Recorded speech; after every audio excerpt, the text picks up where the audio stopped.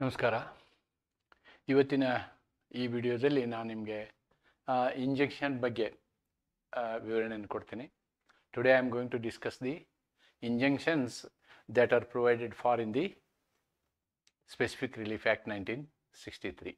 So this is one of the very important chapters. ನೀವು ಇದನ್ನು ಎರಡು ರೀತಿಯಿಂದ ನೆಗ್ಲೆಕ್ಟ್ ಮಾಡೋ ಹಾಗಿಲ್ಲ. ಪರೀಕ್ಷೆಯಲ್ಲಿ ನಿಮಗೆ ಇಂಜೆಕ್ಷನ್ ಮೇಲೆ ಪ್ರಶ್ನೆಗಳು ಬರ್ಬೋದು, ಶಾರ್ಟ್ ನೋಟ್ಸ್ ಬರ್ಬೋದು. ಇದರಲ್ಲಿ ಬೇರೆ ಬೇರೆ ಟೈಪ್ಸ್ ಆಫ್ ಇಂಜೆಕ್ಷನ್ಸ್ ಇದ್ದಾವೆ, ಅಂದರೆ ತಡೆಯಾಜ್ಞೆಗಳು ಬೇರೆ ಬೇರೆ ವಿಧಗಳಿದ್ದಾವೆ. ಅವುಗಳ ಮೇಲೆ ಶಾರ್ಟ್ ನೋಟ್ಸ್ ಬರ್ಬೋದು. ಅದೆಲ್ಲದಕ್ಕಿಂತ ಪ್ರಮುಖವಾಗಿ ಈ ಒಂದು ಕಾನೂನನ್ನು ನೀವು ಸರಿಯಾದ ರೀತಿಯಲ್ಲಿ ಅರ್ಥ ಮಾಡಿಕೊಂಡ್ರೆ ಇದ್ರ ಮೇಲೆ ಅನೇಕ ಸಮಸ್ಯೆಗಳನ್ನು ಕೇಳುವಂಥ ಚಾನ್ಸ್ ಇರ್ತದೆ. There is a chance that the examiner may ask you this question in the form of a problem. ಆವಾಗ ಇದರ ಸಂಪೂರ್ಣ ಅರಿವು ನಿಮಗಿರೋದ್ರಿಂದ ಪ್ರಾಬ್ಲಮನ್ನು ನೀವು ಸುಲಭವಾಗಿ ಬಗೆಹರಿಸ್ಬೋದು ಅನ್ನೋದನ್ನು ಇಲ್ಲಿ ಗಮನಿಸಬೇಕು. ಆದ್ದರಿಂದ I have taken it in more detail. ಬಹಳಷ್ಟು ವಿವರವಾಗಿ ನಾನು ಈ ಪಾಠವನ್ನು ಮಾಡಲಿಕ್ಕೆ ಇಷ್ಟಪಡ್ತೀನಿ. ಇದರಲ್ಲಿ ಸೆಕ್ಷನ್ 36ರಿಂದ 42ರವರೆಗೆ ಸ್ಪೆಸಿಫಿಕ್ ರಿಲೀಫ್ ಆ್ಯಕ್ಟಿನ SRA 1963 ಏನು ಕಾನೂನಿದೆ, ಇದರಲ್ಲಿ ಇರ್ತಕ್ಕಂತಹ ಎಲ್ಲ ಸೆಕ್ಷನ್ಗಳನ್ನು ನಾನು ಸಂಕ್ಷಿಪ್ತವಾಗಿ ನಿಮಗೆ ಇಲ್ಲಿ ವಿವರಿಸ್ತೀನಿ. ಅದರ ನಿಟಿಗ್ರಿಟೀಸ್ನು ಕೂಡ ನಾವು ಒಂದೊಂದಾಗಿ ವಿವರವಾಗಿ ನೋಡ್ತೀವಿ. 36, 37, 38, 39, 40, 41, 42 ಏನು ಹೇಳ್ತೇವೆ ಅನ್ನೋದನ್ನು ಇಲ್ಲಿ ನಾನು ಬ್ರೀಫಾಗಿ ಬರೆದಿದ್ದೀನಿ. ಏನು ಪ್ರಿವೆಂಟಿವ್ ರಿಲೀಫ್ ಹೌ ಗ್ರಾಂಟೆಡ್, ಯಾವ ರೀತಿ ನಾವು ರಿಲೀಫ್ ಕೊಡ್ತೀವಿ ಅಂತಕ್ಕಂಥದ್ದು, how it is granted. So this is one aspect. Second aspect section 37 ತೊಗೊಂಡ್ರೆ ಅದರಲ್ಲಿ how many types are there, ವಿಧಗಳೆಷ್ಟು, ಪ್ರಕಾರಗಳೆಷ್ಟು ಅಂತಕ್ಕಂಥದ್ದು. ಆಮೇಲೆ ಯಾವಾಗ ನಾವು ಶಾಶ್ವತವಾಗಿ ತಡೆಯಾಜ್ಞೆಯನ್ನು ಕೊಡ್ತೀವಿ, it comes in the form of a decree, ಯಾವಾಗ ಕೊಡ್ತೀವಿ. ಆಮೇಲೆ ಮ್ಯಾಂಡೇಟ್ರಿ ಇಂಜೆಕ್ಷನ್ ಅಂದ್ರೆ ಏನು, ಇದು ಬಹಳ ಮುಖ್ಯ, ಇದರ ಅರ್ಥ ತಿಳ್ಕೊಳ್ಳೋದು. ಡ್ಯಾಮೇಜಸ್ ಎಡಿಷನ್ ಅಂದರೆ ಬರೇ ನಾವು ಇಂಜೆಕ್ಷನ್ ಕೊಡ್ಬೋದಾ, ಅದ್ರ ಜೊತೆಗೆ ಡ್ಯಾಮೇಜಸ್ಸನ್ನು ಕೊಡ್ಬೋದಾ, ಎರಡೂ ಒಟ್ಟಿಗೆ ಕನ್ಕರೆಂಟ್ ಆಗಿ ಎರಡೂ ಕೊಡ್ಬೋದಾ ಅಂತಕ್ಕಂಥ ವಿಷಯವನ್ನು ನಾವು ಸೆಕ್ಷನ್ 40ನಲ್ಲಿ ತಿಳ್ಕೊತೀವಿ. ಆಮೇಲೆ ಯಾವ ಸಂದರ್ಭದಲ್ಲಿ ತಡೆಯಾಜ್ಞೆಯನ್ನು ಕೊಡೋಕ್ಕಾಗೋದಿಲ್ಲ ಅನ್ನೋದನ್ನು ನಾವು 41ರಲ್ಲಿ ಹೇಳ್ತೀವಿ. ಆಮೇಲೆ injection to perform negative agreement, ಇದು ಒಂದು ಇದ್ರ ಮೇಲೆ ಪ್ರಾಬ್ಲಮ್ ಬರುವಂಥ ಸಾಧ್ಯತೆಗಳು ತುಂಬ ಇರ್ತದೆ ಅನ್ನೋದನ್ನು ಹೇಳ್ತಾ ನಾ ಈಗ ಈ ವಿಡಿಯೋದ ಪ್ರಮುಖ ವಿಷಯಕ್ಕೆ ಬರ್ತೀನಿ. ಇದರ ಅರ್ಥ ಏನು, ಇಂಜೆಕ್ಷನ್ ಅಂದರೆ ಏನು ಅಂತ. ಇಂಜೆಕ್ಷನ್ ಅಂದರೆ ಏನು ಅಂತಂದರೆ, ಒಂದು ವೇಳೆ ತಡೆಯಾಜ್ಞೆ ಕೊಡದೆ ಹೋದರೆ ಏನು ತಡೆಯಾಜ್ಞೆ ಕೇಳ್ತಾನಲ್ಲ ಆ ಪಾರ್ಟಿಗೆ ನಿಮಗೆ ನ್ಯಾಯ ಕೊಡ್ಸೋಕ್ಕೆ ಸಾಧ್ಯನೇ ಆಗೋದಿಲ್ಲ. ಆಮೇಲೆ ಅಂಥ ಸಂದರ್ಭದಲ್ಲಿ ಇಂಜೆಕ್ಷನ್ ಕೊಡ್ತಾರೆ, ಅಂಥ ಸಂದರ್ಭದಲ್ಲಿ ತಡೆಯಾಜ್ಞೆಯನ್ನು ಕೊಡ್ತಾರೆ. N injection is A judicial order, it is A judicial order. C the word used is order. If it is, ನೆನ್ಪಿಟ್ಕೊಳ್ಳಿ, ಈ ಆರ್ಡರು ಮತ್ತು ಡಿಕ್ರಿ ಇದ್ರ ವ್ಯತ್ಯಾಸನ ನಿಮ್ಗೆ ಗೊತ್ತಿರಬೇಕು. ಆ್ಯಕ್ಚುಲಿ ಇದ್ರ ವ್ಯತ್ಯಾಸ ನೀವು CPCನಲ್ಲಿ ಕಲಿತೀರಿ. You will appreciate the difference between order and decree. Decree ಅಂದರೆ ಇಡೀ ವಿಷಯವನ್ನು ಅದರ ಮೆರಿಟ್ ಪ್ರಕಾರ ನೋಡಿ ಟ್ರಯಲ್ ಮಾಡಿ ಕಂಪ್ಲೀಟ್ ಮಾಡಿ ಫೈನಲ್ ಆಗಿ ಕೊಡುವಂತಹ ಜಜ್ಮೆಂಟ್ಗೆ ನಾವೇನಂತೀವಿ, ಡಿಕ್ರಿ ಅಂತೀವಿ. ಆದರೆ ಒಂದು ಪ್ರಕರಣ ನಡೆದಾಗ ಮಧ್ಯದಲ್ಲಿ ಕೋರ್ಟ್ ಏನು ಮಾಡ್ತದೆ, ಆಜ್ಞೆಗಳನ್ನ ಹೊರಡಿಸ್ತದೆ, ಅವುಗಳಿಗೆ ಆರ್ಡರ್ ಅಂತೀವಿ. ಈ ಟೆಂಪರರಿ ಇಂಜೆಕ್ಷನ್ನು ಆರ್ಡರ್ ರೂಪದಲ್ಲಿ ಬರ್ತವೆ, ಪರ್ಪೆಚುಯಲ್ ಇಂಜೆಕ್ಷನ್ನು ಡಿಕ್ರಿ ರೂಪದಲ್ಲಿ ಬರ್ತದೆ. Therefore an injection is an order or decree restraining or directing a person to do, ಮಾಡುವುದಕ್ಕಾಗಿ, ಅಥವಾ not to do a particular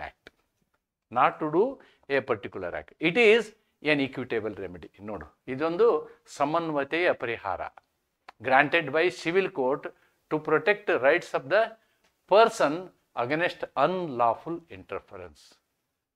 ಕಾನೂನು ಬಾಹಿರವಾಗಿ ಯಾರು ತೊಂದರೆ ಹಸ್ತಕ್ಷೇಪ ಮಾಡ್ತಿರ್ತಾರೆ ಅವುಗಳನ್ನು ತಡೆಯೋದಕ್ಕೆ ಇರುವಂಥ ಇನ್ನೊಂದು ಸಾಧನ ಅಂತಂದರೆ ತಡೆಯಾಜ್ಞೆ ಅಂದರೆ ನ್ಯಾಯಾಲಯದಿಂದ ನೀಡಲ್ಪಟ್ಟ ಒಂದು ಆಜ್ಞೆ. ಇದು ಒಂದು ವ್ಯಕ್ತಿಗೆ ಯಾವುದೇ ಕ್ರಿಯೆಯನ್ನು ಮಾಡಲು ಅಥವಾ ಮಾಡದಿರಲು ಹೇಳುತ್ತದೆ. ಇದು ಸಮನ್ವಯ ಸ್ವರೂಪದ ಪರಿಹಾರವಾಗಿದ್ದು ವ್ಯಕ್ತಿಯ ಹಕ್ಕುಗಳ ಉಲ್ಲಂಘನೆ ಅಥವಾ ಅತಿಕ್ರಮಣವನ್ನು ತಡೆಗಟ್ಟುವ ಸಾಧ್ಯವಾಗಿದೆ. ಸಮನ್ಯಾಯ ಹೀಗೂ ಹೇಳ್ಬೋದು. This is also a good word. ಸಮನ್ಯಾಯವನ್ನು ಕೊಡುವ, ಇಬ್ಬರಿಗೂ ಅನ್ಯಾಯ ಆಗಬಾರ್ದು, ಅದು ಸಮನ್ಯಾಯ, ಇಕ್ವಿಟೇಬಲ್ ಅಂತ ಹೇಳ್ಬೋದು. That is also a appropriate word ಅಂತ ಅನಿಸುತ್ತೆ. Okay, so this is the meaning of injunction. Section 36 ಏನು ಹೇಳುತ್ತೆ ನೋಡೋಣ. ಸೆಕ್ಷನ್ 36 ಪ್ರಿವೆಂಟಿವ್ ರಿಲೀಫ್ ಅಂದರೆ ಇದು ಒಂಥರ ನಾವು ಔಷಧಿ ಕೊಟ್ಟಂಗೆ. ಈಗ ರೋಗ ಬರೋಕಿನ ಮೊದಲೇ ಕೊಡ್ತೀವಲ್ಲ, ಅದು ಪ್ರಿವೆಂಟಿವ್ ಮೆಡಿಸಿನ್ ಅಂತ ಹೇಳ್ತೀವಿ ನಾವು. ಆ ಪ್ರಿವೆಂಟಿವ್ ಆಕ್ಷನ್ ಇರ್ತದೆ. Preventive relief is granted by way of injunction. That is the court may prevent the commission of A wrongful act by issuing injunction order. ಅಂದರೆ ಯಾವುದೇ ಒಬ್ಬ ವ್ಯಕ್ತಿ ಅಪಕೃತ್ಯವನ್ನು ಮಾಡುವಂತಹ ಸಂಭಾವನೆ ಇದ್ದಾಗ ಅವನನ್ನು ಆ ಕೃತ್ಯವನ್ನು ಮಾಡದಂತೆ ತಡೆಯುವುದಕ್ಕೆ ನಾವೇನು ಹೇಳ್ತೀವಿ? ಪ್ರಿವೆಂಟಿವ್ ಇಂಜಂಕ್ಷನ್ ಅಂತ ಹೇಳ್ತೀವಿ. Preventive injunction. ಮತ್ತು ಇದು ನ್ಯಾಯಾಲಯದ ವಿವೇಚನೆಗೆ ಬಿಟ್ಟಂತಹ ವಿಚಾರ, ನ್ಯಾಯಾಲಯದ ವಿವೇಚನೆಗೆ ಬಿಟ್ಟಂತಹ ಪರಿಹಾರ. ಫಾರ್ ಎಕ್ಸಾಂಪಲ್, ಈಗ ಪ್ರಿವೆಂಟಿವ್ ಇಂಜಂಕ್ಷನ್ ನಾವು ಹೆಂಗೆ ಹೇಳ್ಬೋದು ಅಂತಂದರೆ, ಈಗ ಏನೋ ಒಂದು ಸೈಟಲ್ಲಿ ಒಂದು ಫೌಂಡೇಶನ್ ಹಾಕ್ತಾ ಇರ್ತಾರೆ. ಆ ಫೌಂಡೇಶನ್ ಹಾಕುವಂಥ ಸಂದರ್ಭದಲ್ಲಿ ಪಕ್ಕದ ಸೈಟ್ನವನ್ನ ಜಾಗವನ್ನು ಸೇರಿಸ್ಕೊಂಡು ಅವರು ಫೌಂಡೇಶನ್ ಮಾಡ್ತಾ ಇರುವಂತಹ ಒಂದು ಗುಂಡಿ ಅಗಿಯುವಂಥ ಪ್ರಸಂಗ ಇದೆ ಅಂತ ಇಟ್ಕೊಳ್ಳಿ. ಅವತ್ತೇ ಪಕ್ಕದ ಸೈಟಿನ ವ್ಯಕ್ತಿಗೆ ಗೊತ್ತಾಗುತ್ತೆ. ಅವನು ತಕ್ಷಣನೇ ಕೋರ್ಟ್ಗೆ ಹೋಗ್ತಾನೆ, ಸ್ವಾಮಿ ಈ ಥರ ಮಾಡ್ತಾ ಇದ್ದಾರೆ, ನನ್ನ ಜಾಗದಲ್ಲಿ ಅವ್ರು ಫೌಂಡೇಶನ್ ಹಾಕ್ತಾ ಇದ್ದಾರೆ. ಫೌಂಡೇಶನ್ ಹಾಕಿ ಗೋಡೆ ಕಟ್ಟಿದ ಮೇಲೆ ಅಲ್ವಾ, ಆಯಿತು ಸ್ವಾಮಿ ನನಗೆ ಕೊಟ್ಬಿಡಿ, ನಾನು ಎಷ್ಟು ದುಡ್ಡು ಕೊಡ್ತೀನಿ ಅಂತ ಹೇಳಿ ಅವನ ಪಾರ್ಟಿ ಹೇಳ್ಬೋದಲ್ವಾ. ಆದರೆ ಅವತ್ತೇ ತಡೆಯಾಜ್ಞೆ ಕೊಟ್ಟರೆ ಅವನು ಆ ಫೌಂಡೇಶನ್ ಹಾಕುವ, ಗೋಡೆ ಕಟ್ಟುವ, ಮನೆ ಕಟ್ಟುವ ಎಲ್ಲ ಪ್ರಕ್ರಿಯೆಗಳನ್ನು ತಡೀಲಿಕ್ಕೆ ಸಾಧ್ಯ ಆಗ್ತದೆ. ಆ ಅರ್ಥದಲ್ಲಿ ನಾವು ಈ 36 ನೀವು ನೋಡ್ಬೋದು ಅಂತ ಹೇಳ್ತೀನಿ. ಆಮೇಲೆ 37ನಲ್ಲಿ ನಾವು ಅವುಗಳನ್ನು ಭಾಗಗಳಾಗಿ ಮಾಡಿದ್ದೀವಿ. 37ನಲ್ಲಿ ಏನು ಮಾಡಿದ್ದಾರೆ ಅಂತಂದರೆ, they have been done as 2 parts. ಏನು 2 ಪಾರ್ಟ್ಸು? ಒಂದು ಟೆಂಪ್ರರಿ ಇಂಜಂಕ್ಷನ್ನು, ಇನ್ನೊಂದು ಪರ್ಫೆಚುವಲ್ ಇಂಜಂಕ್ಷನ್. ನೆನ್ಪಿಟ್ಕೊಳ್ಳಿ, ಟೆಂಪ್ರರಿ ಇಂಜೆಕ್ಷನ್ ನಾನು ಹೇಳಿದ್ನಲ್ವಾ, ಇದನ್ನು ತಡೆಯೋದಕ್ಕೆ ಅಂದರೆ ಫಾರ್ ದ ಟೈಮ್ ಬೀಯಿಂಗ್ ಕೊಡ್ತೀವಿ, ಫಾರ್ ದ ಟೈಮ್ ಬೀಯಿಂಗ್ ಕೊಡ್ತೀವಿ. ಪರ್ಪೆಚುವಲ್ ಇಂಜೆಕ್ಷನ್ ಅಂತಂದರೆ ಅದು ಕಂಪ್ಲೀಟ್, ಅಂದರೆ ಅದಕ್ಕೆ ಕೊನೆ ಇಲ್ಲ. ಅವರು ಒಂದ್ಸಲ ನೀನು ಮಾಡಬಾರ್ದು ಅಂದರೆ ಮಾಡಬಾರ್ದು, ಪಕ್ಕದ ಸೈಟಲ್ಲಿ ನೀನು ಬಿಲ್ಡಿಂಗ್ ಕಟ್ಟಬಾರ್ದು ಅಂದರೆ ಪಕ್ಕದ ಸೈಟ್ ಅವ್ರು ಮುಟ್ಕೊಡ್ದು. ಸೊ ದಟ್ ಈಸ್ ಪರ್ಫೆಚುವಲ್ ಇಂಜಂಕ್ಷನ್, ಶಾಶ್ವತ ತಡೆಯಾಜ್ಞೆ ಅಂತ ಹೇಳ್ಬೋದು ನಾವು. ಇದಕ್ಕೇನು ಹೇಳ್ಬೋದು? ಶಾಶ್ವತ ತಡೆಯಾಜ್ಞೆ, ಒಂದು ತಾತ್ಕಾಲಿಕ ತಡೆಯಾಜ್ಞೆ. ಅಂದರೆ 2 ಪ್ರಕಾರದ ತಡೆಯಾಜ್ಞೆಗಳಿದ್ದೇವೆ ಅಂತಕ್ಕಂಥದ್ದನ್ನು ನಾವಿಲ್ಲಿ ಇಂಜಂಕ್ಷನ್ 37ನಲ್ಲಿ ಹೇಳ್ತೀವಿ. ಈಗ ಇದಕ್ಕೆ ಇಲ್ಲೇ ಒಂದು ಉದಾಹರಣೆಯನ್ನು ನಾವು ತೆಗೆದುಕೊಳ್ಳೋದಾದರೆ, ಅಥವಾ ನೋಡೋಣ ನೆಕ್ಸ್ಟ್, ಇದನ್ನು ನಾನು ಉದಾಹರಣೆ ನಿಮ್ಗೆ ಹೇಳ್ತೀನಿ. ಟೆಂಪ್ರರಿ ಇಂಜೆಕ್ಷನ್ ಅಂದರೆ yes, it is here only. Temporary injection ಅರ್ಥ ಏನು ಅನ್ನೋದನ್ನು ಇಲ್ಲಿ ಹೇಳಲಾಗ್ತದೆ. A temporary injection is granted to preserve the subject matter. ಒಂದು ವಾಸ್ತವ ಸಂಗತಿಯನ್ನು ಮೇಂಟೈನ್ ಮಾಡೋದು, ಮೇಂಟೈನ್ ಸ್ಟೇಟಸ್ ಕೋ ಅಂತಾರೆ ಅದಕ್ಕೆ, of a suit till the disposal of the case. ನಾವೇನು ನ್ಯಾಯಾಲಯಕ್ಕೆ ಒಂದು ಅರ್ಜಿ ಹಾಕಿರ್ತೀವಿ, ಅರ್ಜಿ ಹಾಕಿದ ದಿವಸ ಇರ್ತಕ್ಕಂತಹ ಸ್ಥಿತಿಗತಿ ಏನಿರ್ತದೆ ಅದನ್ನೇ ಕೇಸ್ ಮುಗಿಯುವವರೆಗೆ ಮೇಂಟೈನ್ ಮಾಡಬೇಕು, ಅದರಲ್ಲಿ ಯಾವುದೇ ಬದಲಾವಣೆಯನ್ನು ಮಾಡಿಕೊಡೋದು. It can be granted at any stage of the shoot, at any stage of the shoot. A B ಮೇಲೆ ಕೇಸ್ ಹಾಕ್ದ ಅಂತ ಇಟ್ಕೊಳ್ಳಿ, ಬಿ ಮೇಲೆ ಕೇಸ್ ಹಾಕ್ತಾರೆ, ದೇರ್ ಇಸ್ ಎ ಶೂಟ್, ಒಂದು ಕೇಸ್ ಹಾಕ್ತಾರೆ. ಈ ಕೇಸ್ ಹಾಕಿದ ಅನ್ನೋದು ಬಿಗೆ ಗೊತ್ತಾಗುತ್ತೆ, ಯಾಕಂದ್ರೆ ನೋಟಿಸ್ ಹೋಗುತ್ತೆ ಅವನಿಗೆ. ಆವಾಗ ಅವನು ಏನೆಲ್ಲ ಪ್ರಕ್ರಿಯೆಗಳನ್ನು ಪ್ರಾರಂಭ ಮಾಡ್ತಾನೆ ಅಂದರೆ, ನೀವೇನು ಶೂಟ್ ಹಾಕಿರ್ತೀರಲ್ವಾ, ಇದ್ರದ್ದು ಕಾಸ್ ಆಫ್ ಆ್ಯಕ್ಷನ್ ಇರುತ್ತೆ ನೋಡಿ. ಇದ್ರ ಕಾಸ್ ಆಫ್ ಆ್ಯಕ್ಷನ್ ನಿಮ್ಮ ಕ್ಲೇಮ್ ಇದೆಯಲ್ಲ, ಈ ಕ್ಲೇಮೇ ಸಿಗಲಾರ್ದಂಗೆ ಮಾಡುವಂಥ ಚಾನ್ಸಸ್ ಇರುತ್ತೆ, ಈ ಕ್ಲೇಮೇ ಸಿಗಲಾರ್ದಂಗೆ ಮಾಡುವಂಥ ಚಾನ್ಸ್ ಇರುತ್ತೆ. ಅದನ್ನು ತಡೆಯೋದಕ್ಕೆ ಇಶ್ಯೂ ಮಾಡುವಂತಹ ಏನು ತಡೆಯಾಜ್ಞೆಗೆ ನಾವೇನಂತೀವಿ? Temporary injection. ತಾತ್ಕಾಲಿಕ ತಡೆಯಾಜ್ಞೆಯ ಉದ್ದೇಶ ಮೂಲ ವಿಷಯವನ್ನು ರಕ್ಷಿಸೋದು. ಈ ಮೂಲ ವಿಷಯ ಇದೆಯಲ್ಲ, ಇದನ್ನು ರಕ್ಷಣೆ ಮಾಡೋ ಉದ್ದೇಶ ಆಗಿರುತ್ತೆ ಇಲ್ಲಿ. ಎಲ್ಲಿವರೆಗೆ? ಆ ಒಂದು ಪ್ರಕರಣದ ಡಿಕ್ರಿ ಆಗುವವರೆಗೆ ರಕ್ಷಿಸೋದು, ಅಂತಿಮ ತೀರ್ಪು ಬರೆಯುವವರೆಗೂ ಅದನ್ನು ಅಚಲವಾಗಿಡುವುದು, ಆ ಸ್ಥಿತಿಗತಿಯನ್ನು ಚೇಂಜ್ ಮಾಡೋ ಹಾಗಿಲ್ಲ. ಮೇಂಟೈನ್ ಸ್ಟೇಟಸ್ ಕೋ ಅಂತಲೂ ಅಂತಾರೆ ಇದಕ್ಕೆ, ಮೇಂಟೈನ್ ಸ್ಟೇಟಸ್ ಕೋ, ಯಥಾಸ್ಥಿತಿಯನ್ನು ಕಾಯ್ದುಕೊಳ್ಳುವುದು, ಯಥಾಸ್ಥಿತಿಯನ್ನು ಕಾಯ್ದುಕೊಳ್ಳುವುದು. ಒಂದು ಉದಾಹರಣೆ ಕೊಟ್ಟಿದ್ದಾರೆ. A is about to demolish a wall belonging to B. B ಕಟ್ಟಿದಂತಹ ಒಂದು ಗೋಡೆಯನ್ನು ಎ ಏನು ಮಾಡೋಕ್ಕೆ ಪ್ಲ್ಯಾನ್ ಮಾಡಿದ್ದಾನೆ? ಒಡೆದು ಹಾಕಕ್ಕೆ ಪ್ಲ್ಯಾನ್ ಮಾಡಿದ್ದಾನೆ. B may apply to the court for a temporary injunction restraining A from demolishing it till the case is decided. ಆಯಿತು, ನೀನು ಅವನು ಗೋಡೆ ಹೊಡಿಲಿ, ಗೋಡೆ ನಂದು ಅಂಥೇಳಿ ನಾನು ಕೇಸ್ ಹಾಕ್ಕೊಂಡಿದ್ದೀನಿ, ಆ ಕೇಸ್ ಮುಗಿಯುವವರೆಗೆ ಹೊಡೆಯೋದು ಬೇಡ ಅಂಥೇಳಿ ನೀವು ಅವನಿಗೆ ತಡೆಯಾಜ್ಞೆ ಕೊಡಿ ಅಂಥೇಳಿ ಏನು ಮಾಡ್ಬೋದು, ಕೋರ್ಟನ್ನು ವಿನಂತಿ ಮಾಡ್ಬೋದು. ಕೋರ್ಟಿನ ವಿವೇಚನಾ ಅಧಿಕಾರದಲ್ಲಿ ಕೋರ್ಟ್ ಕೂಡ ಇವರಿಗೆ ತಡೆಯಾಜ್ಞೆಯನ್ನು ಬಿಗೆ ಕೊಡಬಹುದು.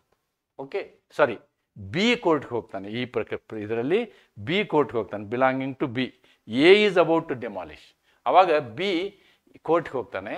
ಬಿ ಎ ಮೇಲೆ ಇಂಜೆಕ್ಷನ್, ಟೆಂಪರರಿ ಇಂಜೆಕ್ಷನ್ ತರ್ಬೋದು. Yes, perpetual injection. Actually perpetual injection is permanently restraining a person from doing something. ಏನಾದರೂ ಮಾಡುವಂಥದ್ದನ್ನು ಶಾಶ್ವತವಾಗಿ ಮಾಡದೇ ಇರೋ ಹಾಗೆ ನೋಡ್ಕೊಳ್ಳುವಂಥದ್ದಕ್ಕೆ ನಾವೇನಂತೀವಿ, ಪರ್ಮನೆಂಟ್ ಇಂಜೆಕ್ಷನ್ ಅಂತೀವಿ. Person from doing an act that infringes another's right. It is granted by a decree. ನೋಡಿ, ಅದಕ್ಕೇನೆ permanent injection is always in the form of a decree. ನೋಡಿ, temporary injection is always order. Temporary injection is always only court order, final ಅಲ್ಲ ಇದು. ಅದಕ್ಕೆ ನಾವು ಅದಕ್ಕೆ order ಅಂತೀವಿ. Permanent ಪರ್ಫೆಕ್ಚುಯಲ್ injection ಏನಾಗುತ್ತೆ ಅಂದರೆ it comes in the form of a decree. ಒಂದು ಡಿಕ್ರಿ ಅಂದರೆ ಮುಗಿತದು, that is the decision of the court. ಅದನ್ನು ನೀವು ಅಪೀಲಲ್ಲೇ ಚಾಲೆಂಜ್ ಮಾಡಬೇಕು. ಅಪೀಲಲ್ಲಿ ಬಿದ್ದು ಹೋದರೆ that becomes permanent. At the hearing of the suit after full consideration of case on merit. ನೋಡಿ, ತಡೆಯಾಜ್ಞೆ ಅಂದರೆ ಶಾಶ್ವತವಾಗಿ ತಡೆಗಟ್ಟುವ ಆಜ್ಞೆ. ಅದು ಹಕ್ಕಿನ ಉಲ್ಲಂಘನೆಯಿಂದ ವ್ಯಕ್ತಿಯನ್ನು ದೂರ ಇಡುತ್ತದೆ. ಇದನ್ನು ಮುಖ್ಯ ವಿಚಾರಣೆಯ ನಂತರ ನ್ಯಾಯಾಲಯ ತೀರ್ಪಿನಲ್ಲಿ ನೀಡುತ್ತದೆ. ನ್ಯಾಯಾಲಯ ಏನು ಮಾಡ್ತದೆ, ಆಜ್ಞೆ ಇಲ್ಲಲ್ಲ, ತೀರ್ಪಿನಲ್ಲಿ ನೀಡುತ್ತದೆ. Once the case is completely heard and decided on the merit. ಅದು ಮಾಡಿದ ಮೇಲೆ ಸತ್ಯವನ್ನು ನೋಡಿಕೊಂಡು ಸತ್ಯದ ಆಧಾರದ ಮೇಲೆ ತೀರ್ಪನ್ನು ಕೊಟ್ಟ ನಂತರ ಕೊಡುವಂತಹ ಇಂಜೆಕ್ಷನ್ಗೆ ನಾವೇನಂತೀವಿ, ಪರ್ಫೆಕ್ಚುಯಲ್ ಇಂಜೆಕ್ಷನ್ ಅಂತ ಹೇಳ್ತೀವಿ. Perpetual injection, that is the meaning of second this one. Then section 38, perpetual ಇಂಜೆಕ್ಷನ್ನ ಯಾವಾಗ ಕೊಡ್ತೀವಿ ಅಂತಕ್ಕಂಥದ್ದನ್ನು, ಪರ್ಫೆಕ್ಚುಯಲ್ ಇಂಜೆಕ್ಷನ್ ಕೊಡುವಂಥ ಸಂದರ್ಭ ಯಾವಾಗ ಬರ್ತದೆ ಅನ್ನೋದನ್ನು ನಾವಿಲ್ಲಿ ಚರ್ಚೆ ಮಾಡ್ತೀವಿ 38ಅಲ್ಲಿ.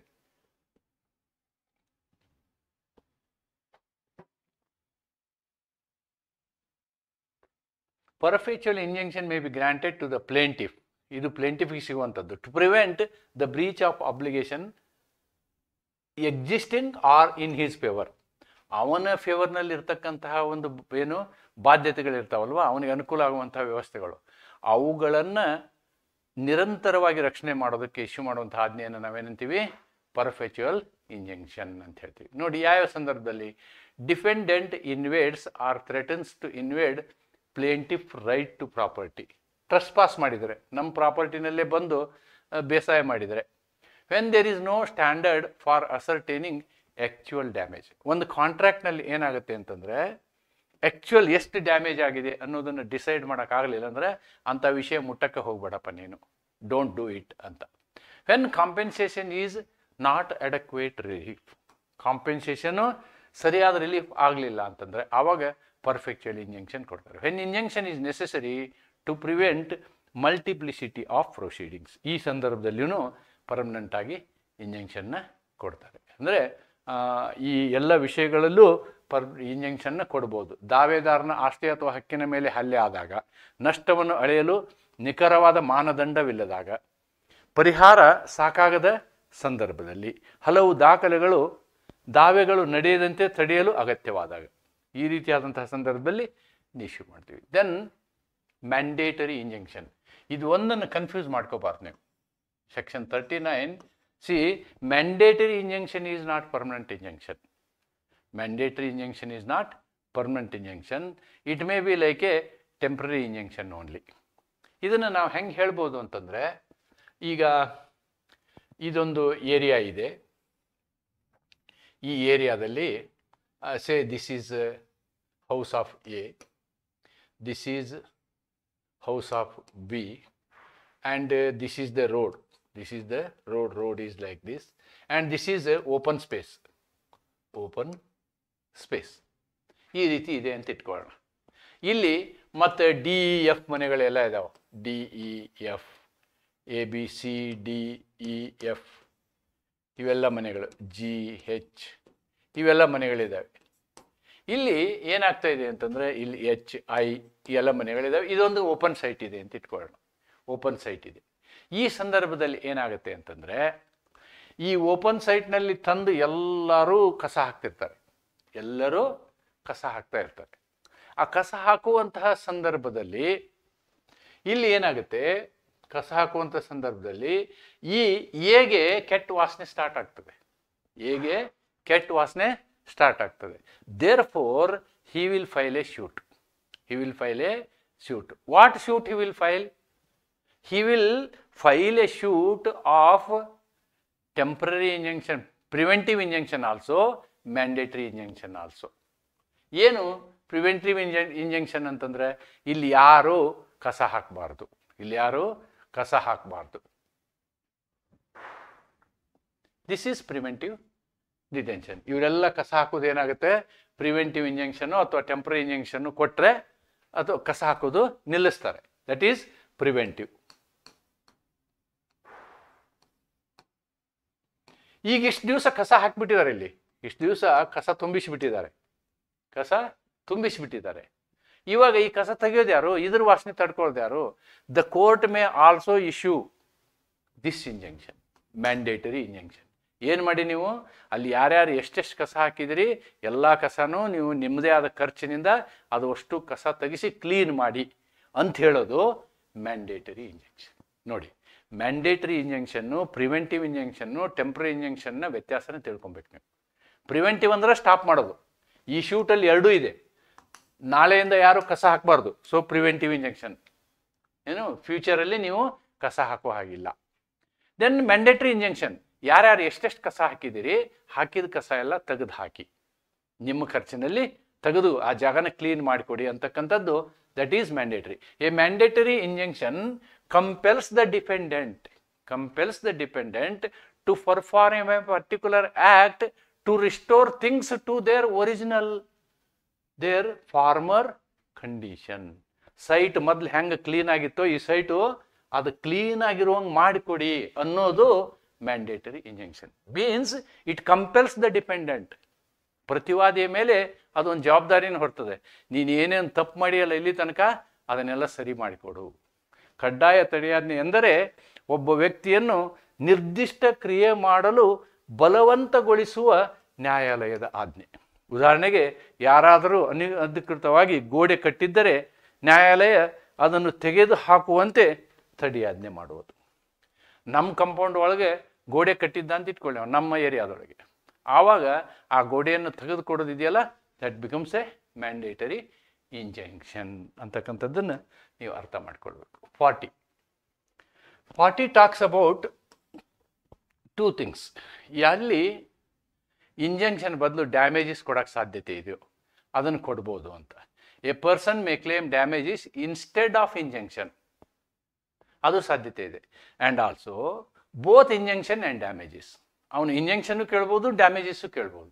ಹಿ can ask injunction also, he can ask damage also. For example, ಈ ಪ್ರಕರಣದಲ್ಲಿ ಇಲ್ಲಿ ನಿಲ್ಲಿಸೋದನ್ನು ಕೇಳ್ತಾನೆ, ಅದ್ರ ಜೊತೆಗೆ ಇದಕ್ಕೆಲ್ಲ ಪರಿಹಾರ ಒಂದು 10,000 ಖರ್ಚಾಗುತ್ತೆ ಇದನ್ನು ತೆಗಿಯೋಕೆಂದರೆ ಎಲ್ಲರೂ ಸೇರಿ 10,000 ರೂಪಾಯಿ ಕೊಡಿ, ಓನರ್ ತೆಗಿಸ್ಕೊಂತಾನೆ. That is damages.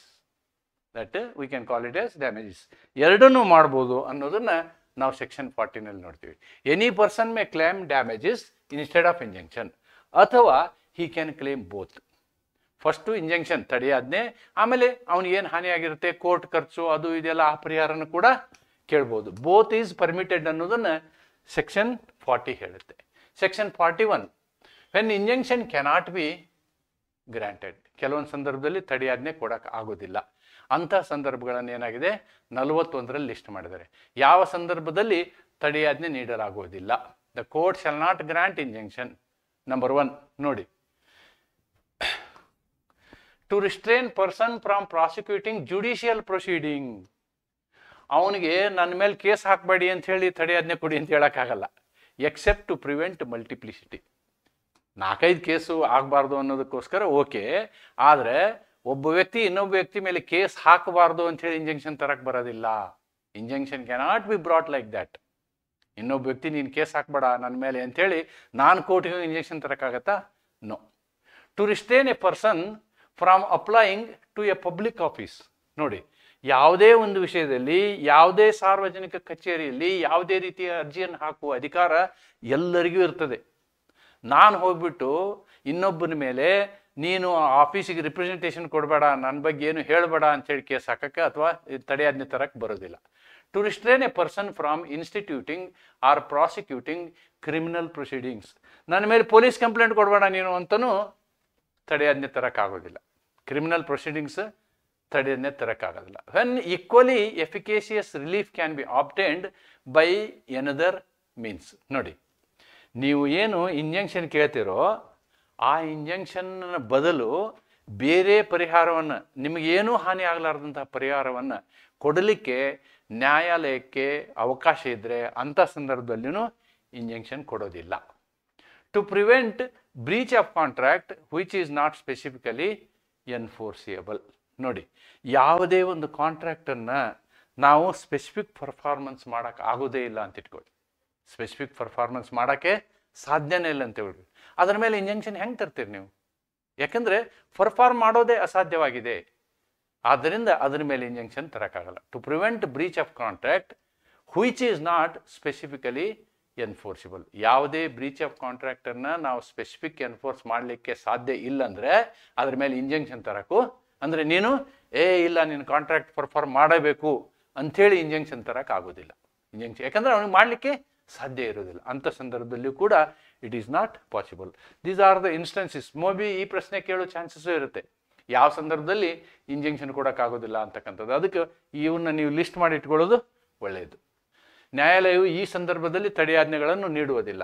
ಮತ್ತೊಬ್ಬ ನ್ಯಾಯಾಂಗ ಪ್ರಕ್ರಿಯೆ ನಡೆಸದಂತೆ ತಡೆಯಲು, ಸಾರ್ವಜನಿಕ ಹುದ್ದೆಗೆ ಅರ್ಜಿ ಸಲ್ಲಿಸಿದಂತೆ ತಡೆಯಲು, ಅಪರಾಧ ಪ್ರಕರಣ ದಾಖಲಿಸಲು ತಡೆಯಲು, ಇತರೆ ಪರಿಣಾಮಕಾರಿಯ ಪರಿಹಾರ ದೊರೆಯಬಹುದಾದರೆ ನಿರ್ದಿಷ್ಟ ಅನುಷ್ಠಾನಕ್ಕೆ ಅರ್ಹವಲ್ಲದ ಕರಾರಿನ ಉಲ್ಲಂಘನೆಯನ್ನು ತಡೆಯಲು. When you are not able to specifically perform, ನೀನು ಪರ್ಫಾರ್ಮ್ ಮಾಡು ಅಂಥೇಳಿ ಇಂಜೆಕ್ಷನ್, ಮ್ಯಾಂಡೇಟರಿ ಇಂಜೆಕ್ಷನ್ ತರೋಕ್ಕೆ ಆಗೋದಿಲ್ಲ.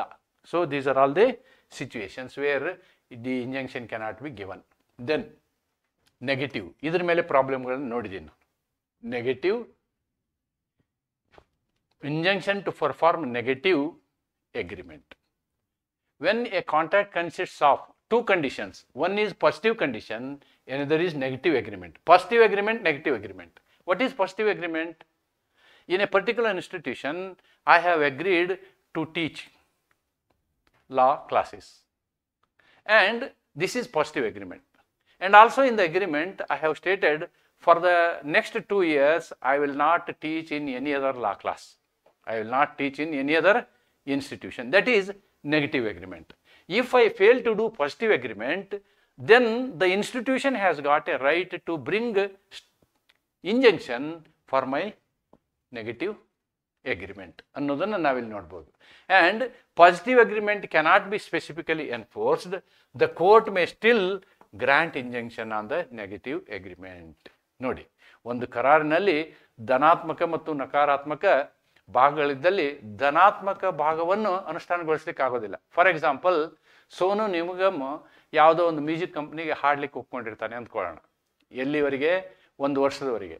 ಮತ್ತು ಅದೇ ಅಗ್ರಿಮೆಂಟಲ್ಲಿ ಏನು ಬರ್ಕೊಟ್ಟಿರ್ತಾನೆ, ನಾನು 1 ವರ್ಷದವರೆಗೆ ನಾನು ಬೇರೆ ಯಾವುದೇ ಕಂಪ್ನಿಗೆ ಹಾಡು ಹೇಳೋದಿಲ್ಲ ಅಂತ ಬರ್ಕೊಟ್ಟಿರ್ತಾನೆ ಅಂತ ಇಟ್ಕೊಳ್ಳಿ, ಯಾವುದೇ ಪಬ್ಲಿಕ್ ಫಂಕ್ಷನ್ ಮಾಡೋದಿಲ್ಲ ಅಂತ ಬರ್ಕೊಟ್ಟಿರ್ತಾನೆ ಅಂತ ಇಟ್ಕೊಳ್ಳಿ.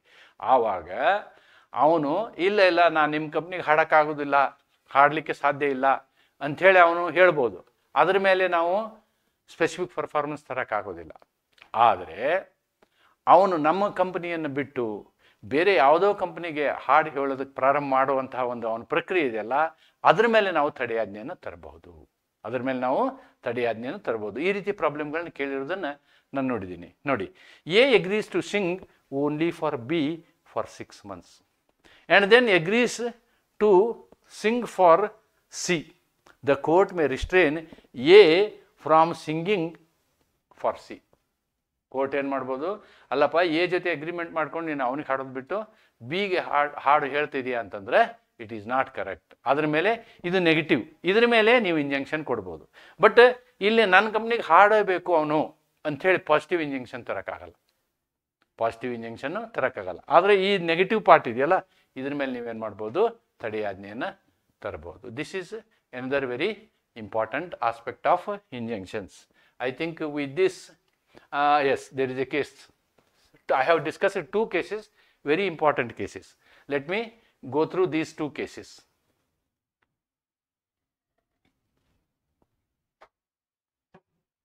Lumley versus Wagner. Singer agreed to sing only for one theatre but performed another. Injunction granted to restrain her from singing elsewhere. ನೋಡಿ, ಎರಡನೇ ಕಂಪ್ನಿಗೆ ಹಾಡೋದಕ್ಕೆ ಏನು ಮಾಡಿದ್ರು, ಇವರು ಇಂಜೆಕ್ಷನ್ ಕೊಟ್ಟರು. Legal principle, negative stipulation can be enforced by injection. ನಾನೇನು ಹೇಳಿದ್ನೋ ಅದೇ ಒಂದು ಇಂಗ್ಲೀಷ್ ಕೇಸ್ 1852ನಲ್ಲಿ. ಗಾಯಕಿಯು ಒಂದು ನಾಟಕ ಮಂದಿರಕ್ಕೆ ಮಾತ್ರ ಹಾಡುವುದಾಗಿ ಒಪ್ಪಿಕೊಂಡಿದ್ದರೂ ಮತ್ತೊಂದು ಮಂದಿರದಲ್ಲಿ ಹಾಡಿದಳು. ನ್ಯಾಯಾಲಯವು ಮತ್ತೆಲ್ಲೂ ಹಾಡಬಾರದು ಎಂದು ತಡೆಯಾಜ್ಞೆ ನೀಡಿತು. ಇಲ್ಲಿ ಹಾಡೋದು ಬಿಟ್ಬಿಡ್ತೀಯ, ಬಿಡು, ನೋ ಪ್ರಾಬ್ಲಮ್, ಅದ್ರ ಮೇಲೆ ನಾವೇನು ಮಾಡೋದಿಲ್ಲ ಕೋರ್ಟು. ಬಟ್ ಇನ್ನೊಂದು ಕಡೆ ನೀ ಹಾಡ್ಕೊಡ್ದು ಅನ್ನುವಂಥ ಇಂಜೆಕ್ಷನ್ನ ಕೊಡ್ತಾರೆ. ಅದಕ್ಕಿನ್ನೂ ಬಹಳಷ್ಟು ವಿವರವಾದಂಥ ನಂದು ಇಂಡಿಯನ್ ಒಂದು ಕೇಸ್ ಇದೆ, ಭಾಳ ಇಂಟ್ರೆಸ್ಟಿಂಗ್ ಕೇಸ್ ಇದೆ. ಇದನ್ನು ವಿವರವಾಗಿ ಚರ್ಚೆ ಮಾಡಿದ್ದೀನಿ ನಾನು. I have discussed this in detail. ನೋಡಿ, ಫ್ಯಾಕ್ಟ್ಸ್ ಆಫ್ ದ ಕೇಸ್ ಏನಿದೆ ನೋಡ್ಕೊಂಬಿಡಿ. Gujarat bottling company entered into bottling agreement with Coca Cola company for bottling and distribution of Coca Cola beverages in India. Under this agreement, GBC agreed not to manufacture, sell or deal in competing products during the subsistence of the contract. ಏನು contract Coca Cola ಜೊತೆ ಮಾಡ್ಕೊಂಡಿತ್ತಲ್ಲ, ಈ ಸಂದರ್ಭದಲ್ಲಿ ಇಂಥ ಕೆಲಸವನ್ನು ನೀವು ಬೇರೆ ಕಂಪ್ನಿಗೆ ಮಾಡಿಕೊಡ್ದು ಅಂತ ಹೇಳಿತ್ತು. ಯಾವುದಕ್ಕೆ? ಗುಜರಾತ್ ಬಾಟ್ಲಿಂಗ್ ಕಂಪ್ನಿಗೆ. ಆದರೆ ಅವರು ಸುಮ್ಮನೆ ಇರ್ತಾರ, ಅವರು ಅಂಥದ್ದೇ ಇನ್ನೊಂದು ಅಗ್ರಿಮೆಂಟ್ ಮಾಡಿಕೊಂಡ್ರು. GBC tried to enter into similar agreement with Pepsi. Pepsi ಜೊತೆಗೆ ಇದೇ ಕೆಲಸ, ಸೇಮ್ ಕೆಲಸ, ಅವ್ರಿಗೂ ಬಾಟ್ಲ್ ಮಾಡ್ತೀವಿ, ನಮ್ಮದೇ ಇಂಡಸ್ಟ್ರಿ ಇದೆ, ಇವ್ರಿಗೂ ಮಾಡ್ತೀವಿ ಅಂತ ಇವರಿಗೆ ಅವ್ರು ಏನು ಮಾಡಿದರು, ಅಗ್ರಿಮೆಂಟ್ ಮಾಡಿಕೊಂಡ್ರು. Coca Cola filed a suit seeking injunction on restraining GBC from entering into rival business agreements. ನಾವು ಅದನ್ನೇ ಕನ್ನಡದಲ್ಲಿ ಬರೆದಿದ್ದೀನಿ, so you can take a screenshot. What is the issue? Whether negative covenant not to deal with competitors could be enforced by way of injunction under specific relief act. This was the question. Pepsi ಜೊತೆ ಅವರು agreement ಮಾಡ್ಕೊಂಡಿರೋದನ್ನು ನಾವು ತಡೆಯಾಜ್ಞೆ ತರಬಹುದಾ ಅಂತಕ್ಕಂಥದ್ದು ಪ್ರಶ್ನೆ. What supreme court has told? Supreme Court held that the negative covenant restraining a party from dealing with the competitors during the term of agreement is valid and enforceable. Pepsi jote avaru vyavahara madangilla. Such a clause is not valid under Section 27 of the Indian Criminal Act as it operates during the subsistence of the contract, not after its termination. ನೋಡಿ, ಅಲ್ಲಿ Section 27 ಹೇಳುತ್ತೆ ನೀವು ಆ ರೀತಿ ಮಾಡ್ಬೋದು ಅಂತ. But ಈ contract ಜಾರಿಯಲ್ಲಿರೋರಿಗೆ ಮಾಡ್ಲಿಕ್ಕೆ ಆಗೋದಿಲ್ಲ ಅಂತಕ್ಕಂಥದ್ದು. Therefore injunction can be granted. ನಮ್ದೇನು Section 42 ಇದೆಯಲ್ಲ, that is Section 42 of SRA was applied here. SRA, Section 42 of SRA. Section 42, negative injunction to perform negative agreement. ಈ ಪ್ರಕರಣದಲ್ಲಿ ಆ ಒಂದು ಪ್ರಿನ್ಸಿಪಲ್ನ ಅಪ್ಲೈ ಮಾಡಲಾಗುತ್ತೆ. ಅಪ್ಲೈ ಮಾಡಿ, so Gujarat bottling was restrained, Pepsi could win the case in this ಅನ್ನೋದನ್ನು ನೀವು ತಿಳ್ಕೊಳ್ಬೇಕು. Legal principle: a negative covenant is a commercial contract which restrains a party from engaging in competing business during the validity of the contract is not hit by Section 27. Okay, this one can be from Section 42. Such a clause can be specifically enforced granting injunction under Section 42. ಆದ್ದರಿಂದ ಆ bottling ಕಂಪ್ನಿಗೆ Pepsi bottling ಮಾಡಲಿಕ್ಕೆ ಏನು ಅವರು tender ಮಾಡಿದ್ರು ಅದಕ್ಕೆ ತಡೆಯಾಜ್ಞೆಯನ್ನು ಕೊಡ್ತದೆ ಅಂತಕ್ಕಂಥದ್ದು ಈ ಪ್ರಕರಣದಿಂದ ನಮ್ಗೆ ಅರ್ಥ ಆಗುತ್ತೆ. Therefore this chapter is a very important chapter. Injunction is discretionary and equitable relief granted to prevent injustice and protect legal rights. ಎರಡು ಪ್ರಕರಣಗಳನ್ನು ನೋಡಿದ್ರೆ ಗೊತ್ತಾಗುತ್ತೆ ನಿಮಗೆ. Courts grant it when monetary compensation is not sufficient. ಹಣಕಾಸಿನ ಪರಿಹಾರ ಸರಿಯಾದ ಪರಿಹಾರ ಅಲ್ಲಂದ ಸಂದರ್ಭದಲ್ಲಿ ಈ ರೀತಿಯಾದಂತಹ ತಡೆಯಾಜ್ಞೆಗಳನ್ನು ಎರಡನ್ನು ಸ್ಪೆಸಿಫಿಕ್ ರಿಲೀಫನ್ನು ಆವಾಗಲೇ ಕೊಡುತ್ತೆ, ಅಂದರೆ ಸ್ಪೆಸಿಫಿಕ್ ಪರ್ಫಾರ್ಮೆನ್ಸ್ ಮತ್ತು ತಡೆಯಾಜ್ಞೆಯನ್ನು ಕೊಡುತ್ತೆ. ಅದು ಒಂದೊಂದು ಸಲ ಎರಡನ್ನೂ ಕೊಡ್ಬೋದು. It place A vital role in maintaining the rule of law and preventing unlawful interference. ತಡೆಯಾಜ್ಞೆ ಎನ್ನುವುದು ಸಮನ್ಯಾಯ ಆಧಾರಿತ ಮತ್ತು ನ್ಯಾಯಾಲಯದ ವಿವೇಚನಾತ್ಮಕ ಪರಿಹಾರ. ಅದು ನ್ಯಾಯವನ್ನು ಉಳಿಸಲು ಮತ್ತು ಹಕ್ಕುಗಳನ್ನು ರಕ್ಷಿಸಲು ನೀಡಲಾಗುತ್ತದೆ. ಹಣ ಪರಿಹಾರ ಸಾಕಾಗದ ಸಂದರ್ಭದಲ್ಲಿ ಇದು ಅತ್ಯಂತ ಪರಿಣಾಮಕಾರಿ ಪರಿಹಾರವಾಗಿದೆ. Injunction is the most powerful tool in the judiciary ಅಂತ ಹೇಳ್ತಾ ನಾನು ನಿಮಗೆ ಕಾಂಟ್ರಾಕ್ಟ್ ಲಾನ ಘಟಕ 5ರ ಆಲ್ಮೋಸ್ಟ್ 60% ಪೋರ್ಷನ್ ಮುಗಿಸಿದ್ದೀನಿ. ನನಗೆ ಅನಿಸಿದ ಮಟ್ಟಿಗೆ ಇನ್ನೊಂದು ಡಿಕ್ಲರೇಟರಿ ಡಿಕ್ರಿ ಒಂದು ನಿಮಗೆ ಮಾಡಬೇಕಾಗುತ್ತೆ.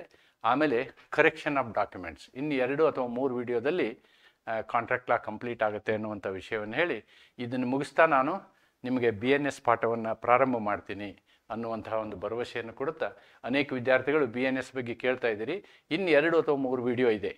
ಪ್ರಾಬಬಲಿ ಈ ಭಾನುವಾರದ ಒಳಗಡೆ ಕಾಂಟ್ರಾಕ್ಟ್ ಲಾ ಕಂಪ್ಲೀಟ್ ಮಾಡ್ತೀನಿ. ಮಾಡಿದ ತಕ್ಷಣವೇ ನಾವು BNS ಕಡೆಗೆ ಸಾಗೋಣ ಅಂತ ಹೇಳ್ತಾ ಇವತ್ತಿನ ಈ ವಿಡಿಯೋನ ಮುಕ್ತಾಯ ಮಾಡ್ತೀನಿ. ನಮಸ್ಕಾರ.